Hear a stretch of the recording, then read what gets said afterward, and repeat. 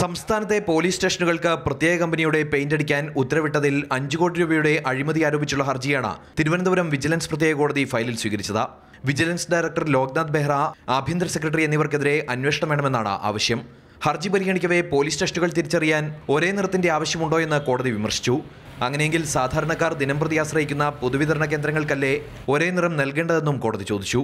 ഹർജിയിൽ ഈ മാസം 20-ന് നിലപാടറിയിക്കാൻ വിജിലൻസിനോട് കോടതി നിർദ്ദേശിച്ചിട്ടുണ്ട്. ഇന്നലെ ലോക്നാഥ് ബെഹ്റയുടെ നടപടിയിൽ അന്വേഷണം ആവശ്യപ്പെട്ട മറ്റൊരു പരാതി വിജിലൻസ് ആസ്ഥാനത്തും ലഭിച്ചിരുന്നു.